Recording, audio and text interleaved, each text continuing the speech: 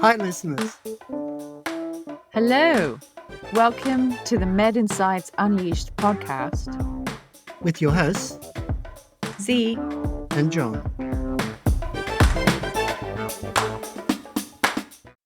Well, welcome back, listeners, to our second episode with Dr. Ari Rosenberg, who is going to be talking to us today about late-stage disease for the head and neck cancer patient. Please listen to his first episode, which was a great introduction to head and neck cancer, the risks, the treatments, and also the prevention of head and neck cancer. Over to you, Ari. Welcome, and back to MedInsights Unleashed.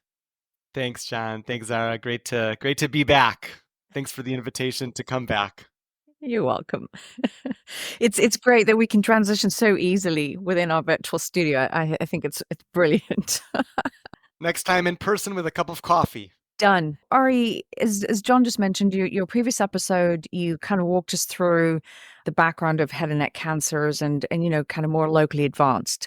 So now if we transition over to the more, as you mentioned, you still have patients or you still have the disease that can recur. If you could further explain, what does the recurrence for head and neck cancers look like? What is that time period? And as we get into the more advanced stages, what are the clinical implications for the patients? Yeah, it's a great question. Even with our best treatments, we know that many patients will develop a recurrence. And a recurrence, which means the cancer coming back, can look a couple different ways. Sometimes it comes back in the area where the previous treatment was, in head and neck area or in the neck, in a lymph node in the neck. Sometimes cancer can spread to other parts of the body, such as the lung or even the bone or the liver, or sometimes both. That can also happen as well. And actually, when cancer comes back, the first question we ask is, can this still be cured, actually, even when it comes back? So, for example, a lymph node or a cancer that comes back in a lymph node in the neck, for example, or there's still persistent cancer after maybe chemotherapy and radiation, or oftentimes surgery, what we could call it a salvage surgery, right? A surgery to remove whatever cancer is left over or whatever cancers come back can often sometimes be an additional strategy that's still curative potentially. Also the case for cancers in the voice box, larynx cancer, where sometimes if therapy and radiation isn't adequate to get rid of the cancer, that surgery, sometimes even to remove the voice box, can be curative. And actually, many of those patients still have very good quality of life. And it sounds very debilitating. And I'm not a surgeon, so I'm not doing those surgeries, but I see those patients after their surgeries. And with technology today, oftentimes they're able to communicate and have all sorts of, things like Provox. All sorts of technologies that allow a patient to speak even after having their vocal cord, their voice box removed from surgery. And so many of those patients have actually very good quality of life as well. But unfortunately, many of the patients that have cancer come back cannot be cured with additional surgery or even radiation treatments. And this can be it's a very difficult disease to treat, and one in which there's certainly a huge unmet need for improved treatments in this setting. One of the biggest leaps forward, it's a leap forward that's been really over the past decade in just head and neck cancer that's come back, but other types of cancer as well, has been immunotherapy, right? These are drugs that are able to, what I describe as releasing the brakes on the immune system. So targeting proteins like PD-1, programmed death 1, or PD-L1, programmed death ligand 1, which are analogous to ways in which cancer cells evade the immune system. Right? Our immune system is there to get rid of things that shouldn't be there, right? And so this is a key way that cancer cells put the brakes on the immune system. And so drugs like immunotherapy drugs that can release those brakes or block that interaction between cancer cells and immune cells have now an established role because it improves survival in patients with recurrent or metastatic head and neck cancer. And so that now has an established role. That's been a huge leap forward. That is a standard treatment approach for the vast majority of these patients in that type of scenario now. the immune therapy, has it moved into the adjuvant or neoadjuvant setting with these patients, or because they've become metastatic, this setting doesn't exist in this disease, and when they progress, it's basically stage 4 metastatic disease? Is there a Yeah. difference in the treatment? Yeah, it's a great question. And so far as of our recording on July 9th, 2024, the answer actually remains no. We Wow. don't yet have an established role for immunotherapy in early stage disease. And that hasn't been for a lack of trying, actually. There's been multiple trials now, attempts to combine immunotherapy with chemoradiation, either together or together and after. And so far, those have not led to a positive result that have changed the standard of care as of our current recording. There are still ongoing strategies to try to learn from those disappointing negative results and build on that. One of the ways that we've been interested in has been, instead of giving the immunotherapy at the same time as the chemoradiation, what about giving it before Right. chemoradiation as induction? We call it induction therapy or neoadjuvant therapy. Right. And we've generated some very promising results suggesting that if you give the immunotherapy with some chemotherapy before chemotherapy and radiation, before the radiation treatment, that the results are quite promising. But of course, that needs to be still evaluated in larger clinical trials to change practice.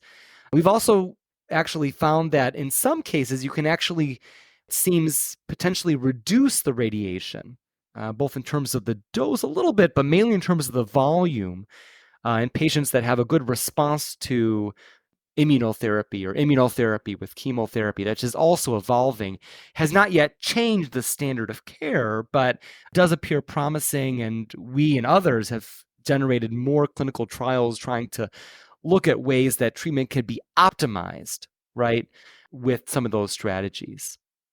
Is there a certain phenotype that, from what you've seen from your research, that would have better outcomes with the combination of immunotherapy and chemo versus radiation, or radiation and chemo? Yeah, no, that's a great question. Best phenotype or way to determine a phenotype Right.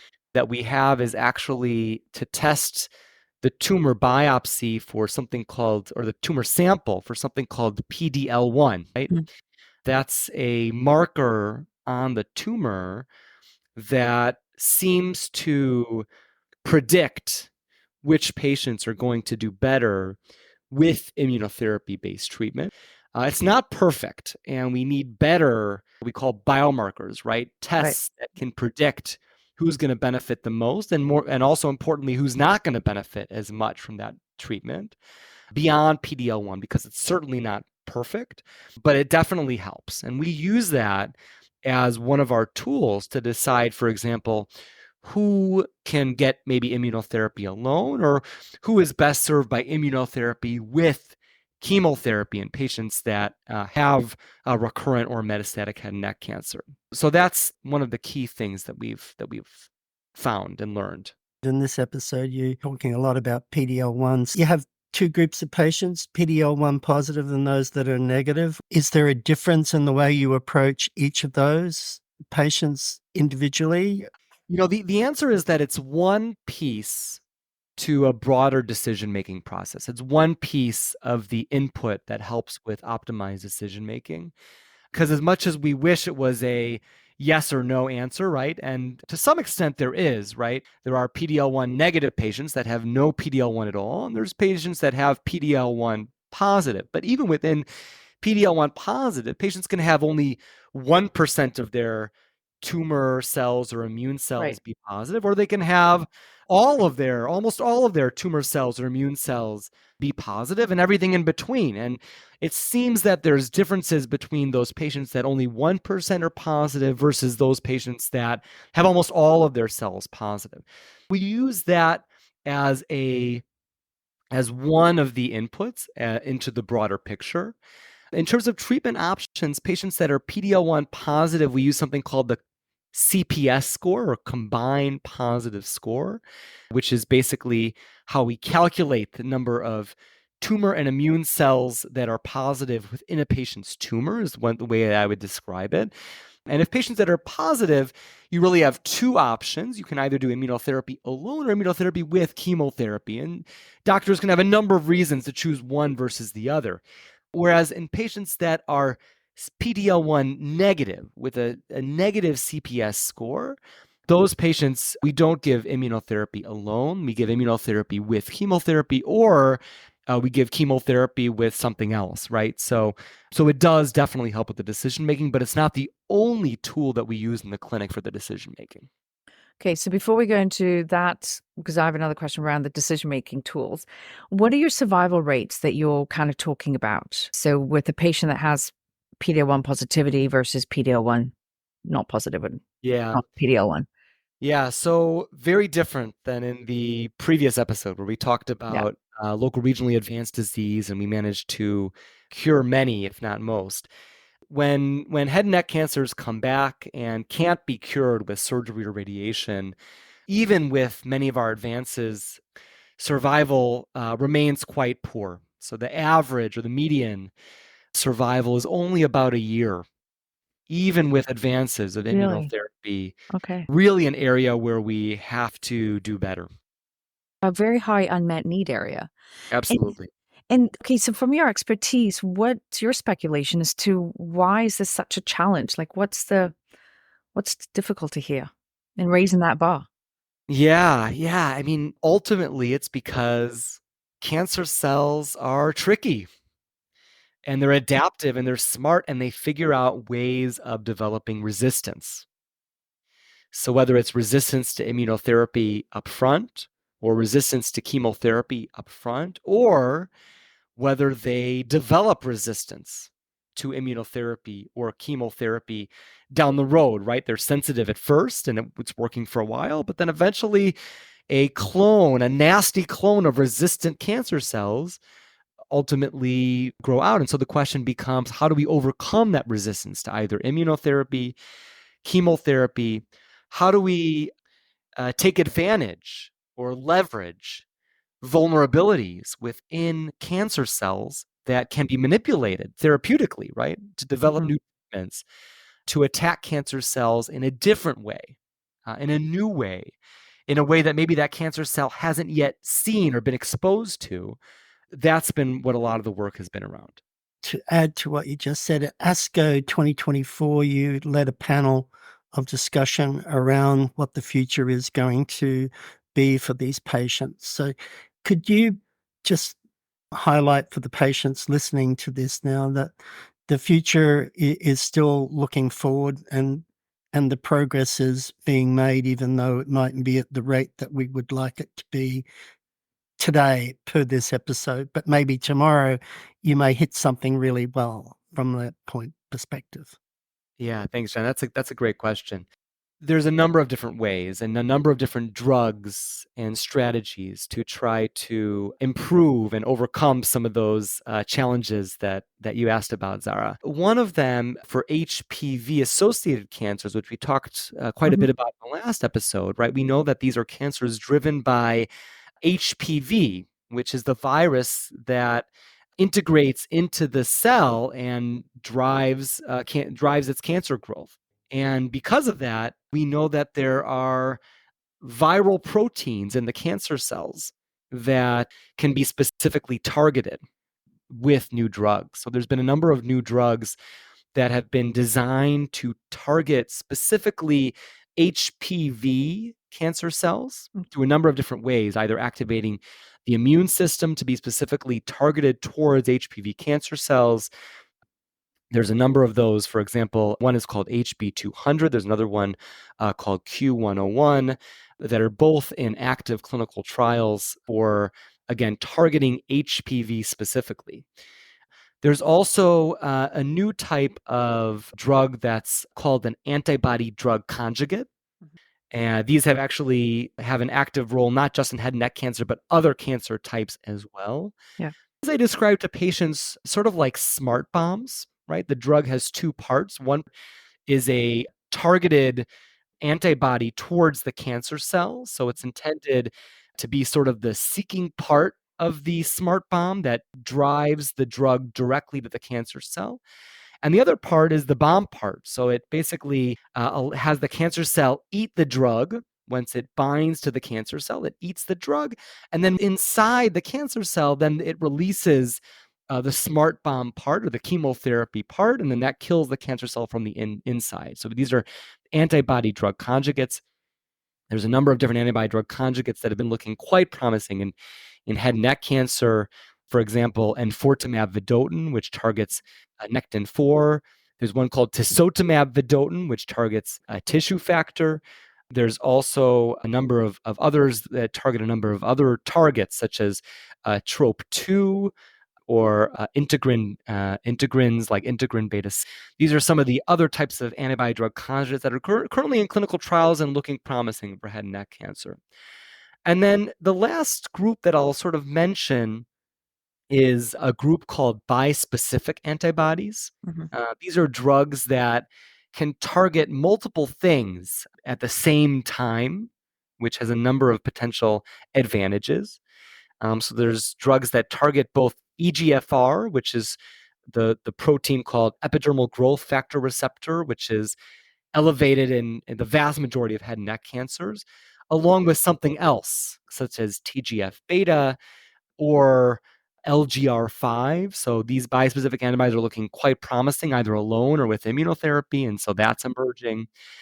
And then there's one other type of drug that I'll just mention, which are called multi-targeted kinase inhibitors. I know that that's a big mouthful. Basically, these are mostly pill form drugs that seem to be very promising when given with immunotherapy. They seem to do things to change what's called the tumor microenvironment. So the cells and the tissue around the cancer cells may make the cancer cell environment more favorable for immunotherapy to work better.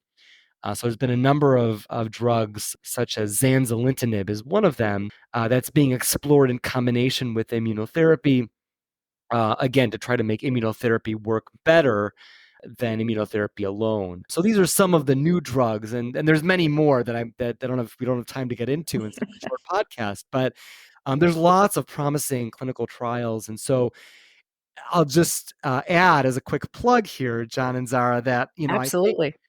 patients in that situation should be seeking out, because that's how we make strides.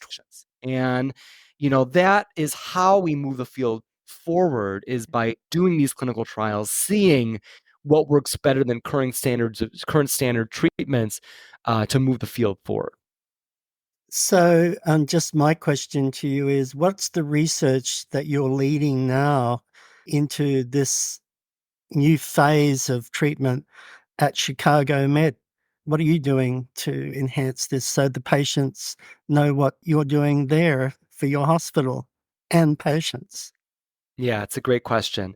Many of the drugs that I just mentioned are available or will be available in the context of clinical trials at University of Chicago. And a lot of times, patients that come in, we have this menu of different drugs and we're trying to select which trial we think would be the best for which patient. Having multiple options and multiple drugs that work in different ways is a good situation to be in, right? I mean, better situation than not to have options. So many of these different drugs.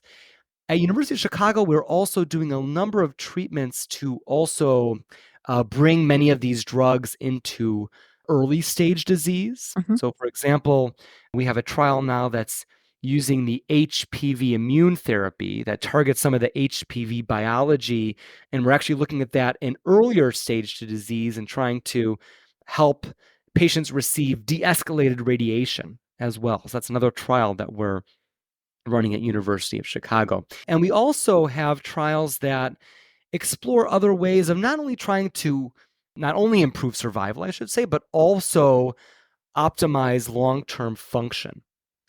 And so, for example, that includes studies and trials and strategies, for example, patients with tongue cancer, where very, very large surgery would be quite morbid and have major impacts on quality of life, trying to explore different ways of treating those patients with, for example, what we call organ preservation, right? Using strategies without surgery of combining some of these new drugs along with oftentimes chemotherapy and radiation to try to preserve the tongue and try to improve long-term function and quality of life while at the same time maximizing the likelihood of cure and survival.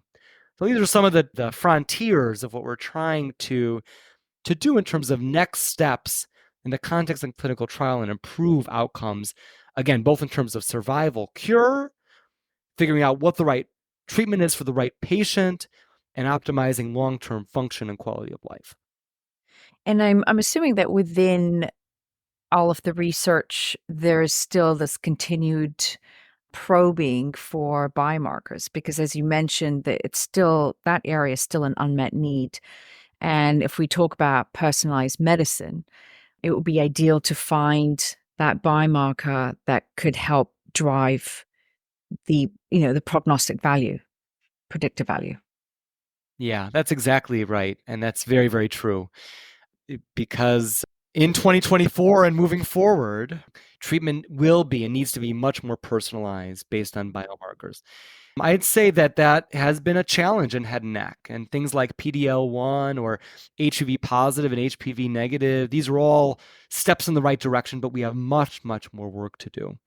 That incorporates not only additional tests on tumors, to try to figure out what the right treatment is for the right patient, but also looking at things like blood-based biomarkers. So things like measuring tumor DNA in blood and looking at how tumor DNA in blood changes over time to try to optimize treatment. So that's something that we're looking at and actually using in the context of a number of our clinical trials at University of Chicago, which is using the changes in tumor DNA to help personalize the treatment for the individual patient. And so you're absolutely right, but this is how we advance the field forward and bring these things into standard of care treatment down the road for patients. The FDA always on the pharma industry to produce personalized medicine drugs, right? How does trial or these trials, when we're looking at personalized medicine, enhance the approval? Is it hard to do a randomized phase 3 trial in these groups to get approval? From your perspective, does it slow the process? How does it work from a regulatory point of view to get these drugs to the patient? Yeah, it's a great question. And the answer, of course, is that it depends. The answer is actually that many of the trials today are actually more biomarker driven than they were 20, 30, 40 years ago, absolutely, where all the head and neck patients were enrolled, in one trial, regardless of what their biology was. Today, for example, HPV positive patients oftentimes are explored in their own trials. And for example, for the HPV targeted therapies, right, that is a biomarker that's Right. used, right? Yeah. Only HPV-16 positive patients are being enrolled in the HPV-16 targeted therapy. So that absolutely, from a regulatory perspective, is an example in which a biomarker is used as what we call an integral biomarker, one that's required to enroll the patient and is part of the strategy. And that's a better strategy overall for those in drug development because it increases the likelihood of success. You don't want your likelihood of success to be washed out by a group of patients that are not benefiting from your drug, both in terms of delivering the best right treatment for the right patient and also the rest likelihood of success from a regulatory perspective. That being said, we know that biomarkers are challenging. And the reality is that for all drugs and all strategies, we're not always quite there yet Mhm. in terms of selecting patients beyond, for example, HPV positive, HPV negative, or PD-L1. And that's something that we have to work on because down the road, that should be part of the registrational strategy from an FDA and regulatory perspective. And we have to generate the data to support that strategy.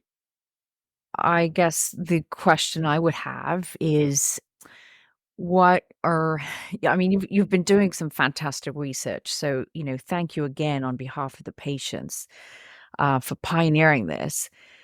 But there are certain things that kind of keep you up at night and make you scratch your head and say, we should be or we could be doing better.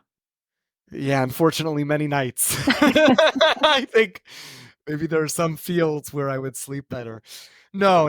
I think the answer absolutely is that we all want the same thing, right? Mhm. Which is that we all want better outcomes for patients. And when a patient doesn't respond to a treatment that you expect them to respond to, I absolutely scratch my head at night. But hopefully, the next morning it ends up with a eureka moment of, well, let's look at it and try to understand why and what's happened. And we actually have done that. A study recently from it was a patient that didn't respond well to a treatment, and we did some translational work in the lab to try to understand why. And we didn't get a definitive answer, but we definitely got some hints, Okay. which can then be expanded out into larger studies to try to look into those hints in a bit more detail. Because we need to be doing better. Patients deserve better, and patients' families deserve better. And the only way that we can do that is by trying to do rigorous work to try to understand that better. And the big thank you actually goes to the patients Yes. No, and the you're right. patients' families and the ones that are willing to participate in research with unknown, uncertain benefit, but to try to advance the field for the overall population, moving forward. So, I think about that every day and every night, and I can't overemphasize that enough. Yeah. No, that's a very good point because you're right. I mean, it's the patients that contribute today that help for the future. And sorry, John, one thing we didn't speak or ask Ari about was we're talking about combination of therapies, immunotherapy, your bispecific antibodies or your anti-drug conjugates, the ADCs. What kind of side effect toxicity profile would patients be potentially exposed to? Because that's another component, right? Yeah, absolutely.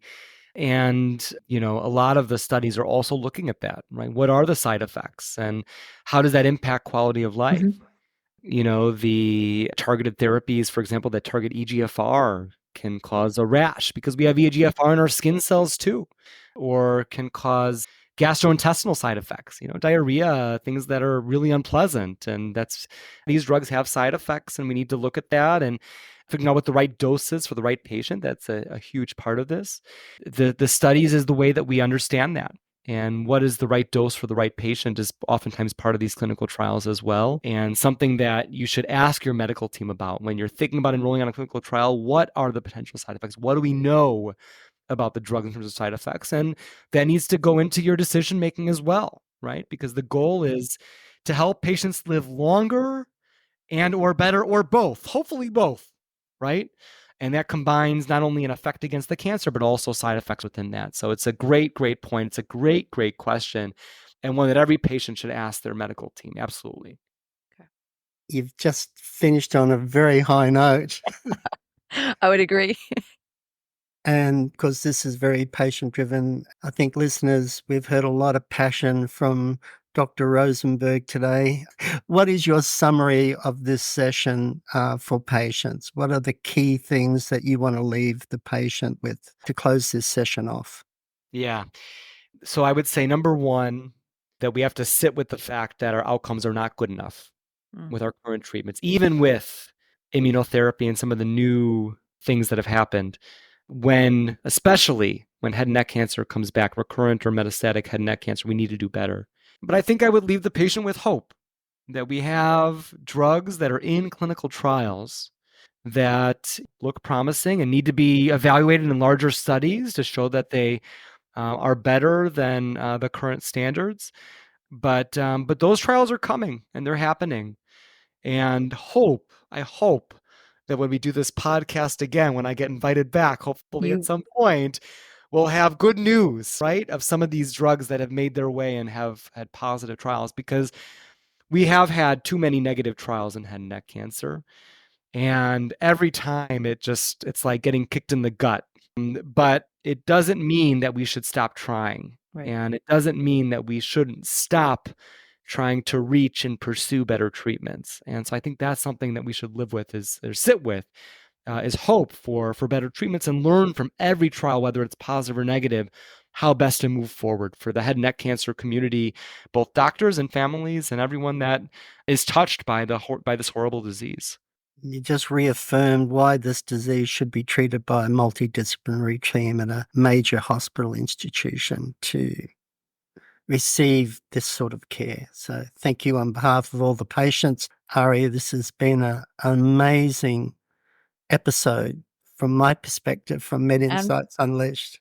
And from mine too. And You've taught me a lot and answered all of my questions. So thank you. And thank you for all the work that you continue to do for the patients, and it's absolutely fantastic. So thanks. Yeah, and then thank you for all you do for bringing these perspectives to the patients and the communities to increase awareness. Yeah. In a busy world with lots of distractions. So appreciate you cutting through some of that noise to try to deliver the most important messages in healthcare to patients and families. That's really important. That's a huge value to the world and the healthcare community as large. And you are always welcome back on our podcast. So, yep, John. we have a commitment for Dr. Ari Rosenberg to come back and talk about thyroid cancer. Excellent. So we already have him pinned to the wall for thyroid cancer as well. Sounds good. And next time with a cup of coffee in the studio. Yeah. John, I'm leaving that up to you to arrange and organize, okay, for Ari. I'm too far. I'm all the way in Canada. All right. Thanks, everyone. Thanks, everyone. Really appreciate it.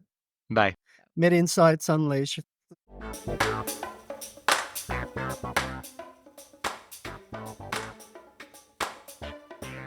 MedInsights Unleashed disclaimers. This podcast is for general information purposes only and should not be considered healthcare advice in any way. The podcast is not intended to replace professional medical advice. The use of the information and material linked to the podcast is at the user's own risk. MedInsights Unleashed is not responsible for any losses, damages, or liabilities that may arise from the use of the podcast. Importantly, please consult your healthcare provider for individualized guidance and treatment. Thank you, and we look forward to you being with us on the next MedInsights Unleashed podcast.